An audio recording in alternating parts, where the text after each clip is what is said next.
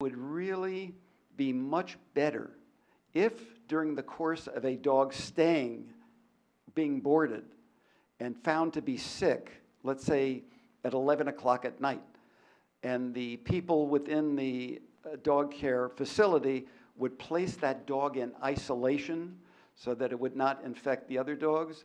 It would be very important that, for instance, the air conditioning and the supply register not have a return air back into the rest of the spa.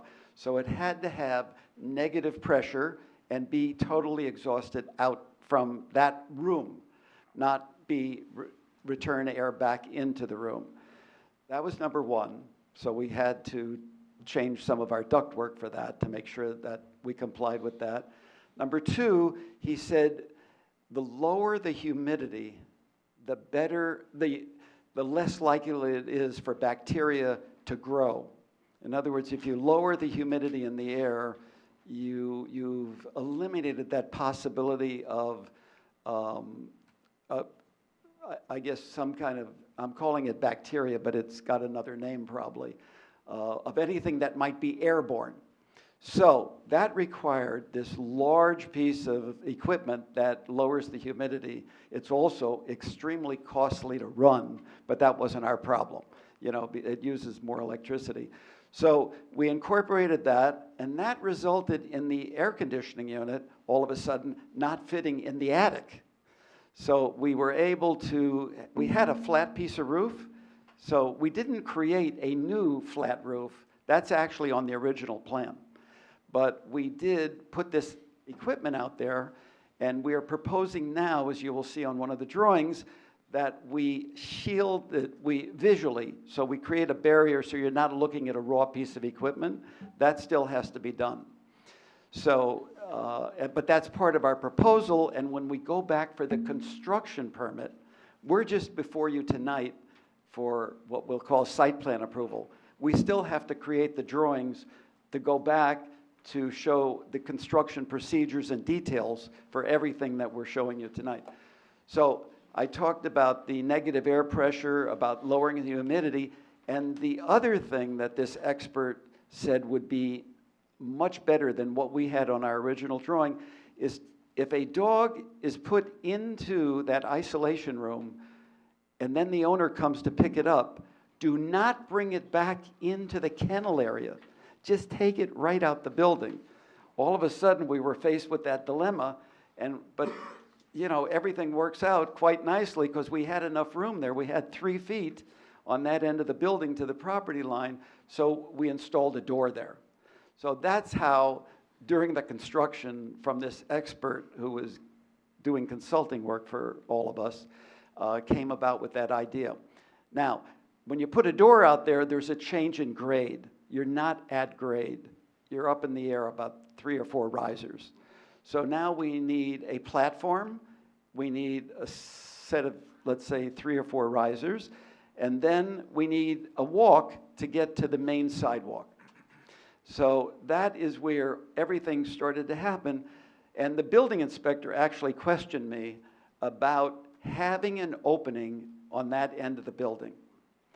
And we went back and forth, and I wrote him this letter on the 18th of July, 2022, explaining that the code actually allows that opening on the end, and I gave him 2 different ways to, 2 different sections of the code on why this could be approved, and he wrote back to me, you know, I'm taking your reference to the code as being accurate, and eventually, he couldn't say I approve it because it had to go before this board first, but he said that he accepts that as being the correct analysis of the code.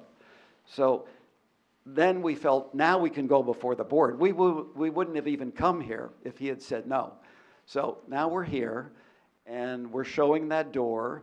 The reason it was closed up is he didn't want to let us use the door until this board approved it. So it was reasonable. So we made it secured so Mr. Halliban, you know, wouldn't overstep his power as the owner, so to speak.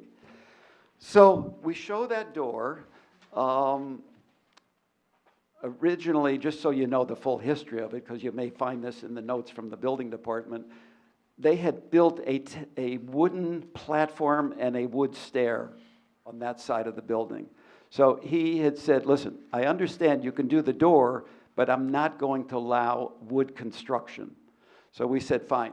We tore down the wood that was there, and now it will be replaced, if this is approved, by a concrete masonry platform with masonry steps and then the sidewalk. Now, one of the reports that came back in these review of the submission, one of the reports said, you know, could you do something else other than concrete? For instance, I don't know, just, it didn't say what it would be, but you can only imagine. It could be concrete pavers, for instance. But even concrete pavers have a problem with heaving under a freezing and thawing process where they can heave, and it makes snow removal just that much more difficult. So we feel like in a commercial application like this, that a concrete walk for its minimal dimension of 3 feet out to the front is just so much better in concrete. We're talking about a minimal amount of surface area there. So that's why we would like to keep the proposed concrete walk exactly as it's shown. But I will say that the platform and the stair, that will all be masonry. That's what I agreed to with the building official. So that's what he's expecting to see. Then going to the back wall, this was also where the expert in dog care came to Mr. Halaban and said, listen, I know you're proposing this very interesting material called CalWall. It's a translucent panel that's 3 inches thick. It has some fiberglass insulation in it for insulating value. But he said, you've got to think about the fact that when the sun rises, let's say it's 6 a.m., your dogs are going to go crazy. They are going to start barking. Everybody's going to wake everybody up in there, and then by 8 o'clock, they'll be exhausted and so forth. So that became really a practical matter on how do you have that much light, because the place would have been blazing with light at a very early hour in the morning. How do we just attack this before we start buying CalWall, which, you know, it's a whole, you have to order it like months in advance in order to get it. It's not something off the shelf. So we came up with that idea of taking the concrete block up. I will say this, we did not go with something like metal framing or wood studs. We could have used that. We wanted something more solid and absolutely permanent. You can't get more permanent than concrete block. So we did that, and then we didn't propose any finish on the outside because it's not very high and we didn't think it would be that objectionable, but the zoning officer and other people in the building department said, listen, you know, it's sort of an entry into town. People are driving by Route 24. We want a more finished material than just concrete block where you see all the joints. So we said, fine. We put on our thinking cap and we said, okay, we will finish it with a continuous stucco finish in like an off-white color, something not real colorful, not red or anything like that. And then we came up with this idea of putting dog silhouettes on there, different species of dogs, all in a cutout material, not painted, nothing will peel or, you know, look like hell. Your idea or the building department's idea, the dog cutouts? Whose idea was that, the dog cutouts? Your idea? I think it was ours. Okay. No. Continue. Well, we enjoy things like that. Welcome to Summit. No, it's wonderful. Okay. So it just seemed like an interesting idea. And we went back and forth with Krista in the zoning, and she said, you know, that sounds really cool. So, like I said, we're not proposing, because a lot of people are doing wall painting now where they do graphic arts on the building, but in time that can deteriorate, and then it looks worse than if you had done nothing. So these are permanent it's a permanent material that will be affixed to the wall. It'll be fun, and you know, it gives it's a little more interesting than just a blank wall. So that is how that whole process changed, with these many suggestions that came from the expert in dog care. I think I covered the building HVAC units. We're going to have a 5-foot-high screen around those units. And then in terms of the HVAC condensers on the ground, that was all mechanical engineering. As Mr. Scott explained, during the first summer that they had that building up, all of a sudden it was really hot in there. It got to be, I think, 86 degrees one day inside the building, which was just, it was too hot for the dogs.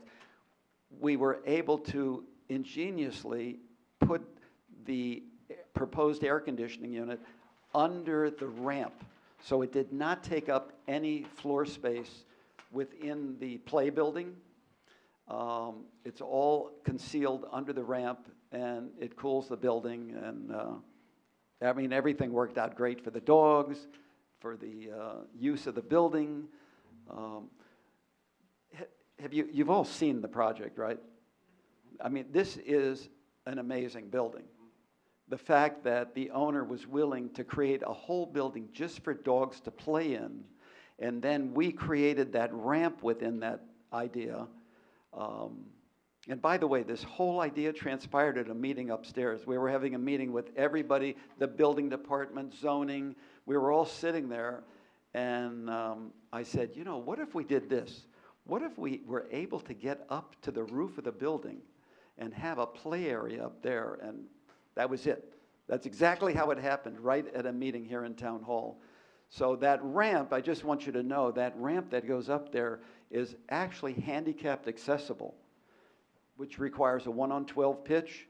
So I don't know if we'd have handicapped dogs, but the fact is that even taking a owner of a dog just on a tour of the building, you could actually take an owner up there in a wheelchair, and it is a totally handicapped accessible ramp. So that was kind of a nice touch to make it accessible for humans and easy for dogs too. Great building, part of Chairman Yuko's legacy here on the zoning board. Oh. So I think I covered a lot of things that you may have questioned. I hope I answered your question. It was reasonable because, you know, you would have no idea where all that came from. So that's how it all transpired. Wonderful. Maybe we'll go back to our professionals then. Dee, anything you want to address? Yeah, thank you. Okay. How do you feel about the silhouettes, Ed? I think they're good. Okay, what else you got? But yes, the questions I had was just regarding the side entrance to the building. Yes. Will there be a light over top of that? I imagine you have to have that according to. Okay, it is not a required exit because we have exits elsewhere in the building. Normally, You might have a sick dog and. yeah, no, I can see. Normally, if that was a required exit, we would have to have an exterior emergency light. But you know what? It's not a bad idea. Because if there was an emergency and that dog had to be taken out, then maybe a light could come on. You know what I'm saying? To light the stair too. And something shielded because of the on-ramp that occurs right now. Oh. So it's downward casting. Okay, but it would be an emergency, you know what I mean? It would be an emergency light. So I don't know if those come with shields, but I'll look into that. I'm sure there's a way to put a baffle on it. And then, is there any rooftop over those stairs? No, no, it's only 3 risers, I believe. I noted that the variance is related to the sidewalk, but I think we may want to include the staircase as well in that variance. And the platform. Also right at the property line. So Right. it might be an extension of actually the building, touching the property line, because it's physically attached to the building. No, I don't have to attach it. Well, There could be an expansion joint and it will be I'm just trying to separate. capture it. That's Oh, what I'm okay, trying to do, is to okay. Make sure we're capturing that in the variance that's necessary. So therefore, I'll include that. Nothing further. Wonderful. Questions from members of the board? Yep. Just one. Are the silhouettes going to be backlit? No, no. Should we? They could bark too, you know. Might be cool at night. Do you mind if we do? I don't think he wants to spend the money backlighting them. Forget that. I don't think so. Any questions from this side of the dais? Tom, anything we No, left I on? was just saying no to the backlight. I was thinking a big welcome to Summit kind of sign, but then we got to deal with lettering and stuff, so let's leave it alone. Okay, I think we've heard enough from the architect. Thank you very much for the background, Mr. Schwartz. For the board, although Mr. Schwartz, I think, gave a pretty thorough description of the thought process and the timing regarding the installation of the door, how that came about. And I think that's the most significant aspect of this application. I would offer the owner, Gabriel Halaban, to answer any questions that the board might have regarding the timing of what's occurred here, but I don't have any questions for him myself. Okay. No, you answered my question, so I don't feel the need for that. Okay, thank you. Any questions for Mr. Halavan? We won't unnecessarily subject him. Thank you for extending the offer and not forcing additional testimony on the board at such a late hour. So yeah, hearing no questions, I Dipti just do have one real quick one. Is this just puppy salon and boarding? Are there any veterinary services offered? It's just boarding, grooming, daycare. Okay. Right now I need them sworn in. Now I gotta swear him in. Diana, what'd you do? I believe him. You want to swear him in just for the sake of the let's transcript? do it Go ahead. just to Sorry, be Mr. safe. Halavan. You can raise your right hand. We tried. Do you swear from the testimony you're about to give or gave in this matter is the truth, the whole truth, and nothing but the truth? Yes, I do. Please state your name, spell your last name. Gabriel Halaban, Halaban. Thank you. And any other questions now that you've forced him to be sworn in? No? Okay. All right. Thank you for being sworn in this evening. All right. Anything you'd like to say in conclusion? No, thank you. I appreciate all of your courtesies this evening. Excellent. Thank you. I'll note again for the record, there are no members of the interested public here this late hour. Before we jump into deliberations, Andy, can you remind us of conditions? Just R1, compliance with those conditions noted in the board engineer's memorandum. Okay. Who would like to begin? Well, again, I am very passionate about this application because you had an expert come in and tell you to change something about your building, and you took that, and you did it. And it's better for, I'm assuming, all the other puppies and dogs that are there, and very considerate about the sick dogs and putting the emergency lighting, which I'm sure is more of a requirement, but still very considerate of the owners. So yeah, very, I don't know, I wasn't here for it, but I would approve this. Good for the dogs, good for you. Very, very reasonable application. I see no detriment to people on 124 driving by. They're not affected by this, and it keeps in line with the commercial nature of that area. Probably improves itself. So yeah. So normally these cases like this drive me absolutely crazy. And we've all encountered our fair share of cases where someone doesn't build according to plan and the explanation perhaps isn't plausible. I would say this is that rare case where it is a very reasonable explanation and you've actually rendered a benefit to the use and functionality of the building by making these changes. And just to give you an idea of like how nuts these things drive me. Like, I was reading through the old application and I saw the requirement that the lights be off by 10 p.m. So I drove there about 10:30 last night just to make sure. And the lights were off, so I commend you. So I am in support. That's a good thing those lights were all done. Amazing. Scott, anything you want to add? No, Mr. Halaban, I would commend you for having Mr. Schwartz here. He did a fantastic job of explaining the situation. It made all the sense in the world. I was very skeptical when we started this process tonight, but after his explanation, it all made total sense to me, although you might want to consider a different MEP engineer down the road because it sounds like none of the HVAC sort of made sense at the beginning, and even trying to open up and close the garage doors or adding extra equipment later, despite what your guru told you. I think I could still be very much in support of this project. Any dissent from this end of the dais? No dissent. All right, wonderful. And I would echo Mr. Scott's comments around increased functionality given these improvements, relatively de minimis nature of what we're really talking about at the end of the day. And then just to really draw it all to a close, the clear and substantial benefit to an extended definition of public health and safety to include our four-legged friends. So we're thankful for that. And I was impressed by the fence explanation about noise abatement. That was totally through and through a loop. So good on that, Mr. Scott. I can support the application accordingly. Do we have a motion to approve the application with the condition as noted? So moved. Second? Second. Stephanie? Sure. Ms. Newell? Yes. Mr. Gonzalez? Yes. Mr. Mullen? Yes. Mr. Malay? Yes. Mr. Loikis? Yes. Ms. Toth? Yes. I'm sorry, Chairman Spur? Yes. Okay, the motion carries. Excellent. Thank you very much, Ms. Rogers. All right, we have a little bit of housekeeping to take care of. 3 resolutions for memorialization, 1 set of minutes, and then I promise you a speedy executive session. So let's go through the resolutions first. Okay, the first resolution we have is 46 Hartley Road. That's ZB-22-2157. The eligible voting members are Chairman Spur, Vice Chairman Steiner, Mr. Malay, Ms. Toth, and Mr. Yuko. Would someone like to make a motion? So moved. And a second? Second, I guess I can second it. You can second it. Okay. Chairman Spur? Yes. Mr. Malay? Yes. Ms. Toth? Yes. Mr. Yuko? Yes. Okay, the motion carries.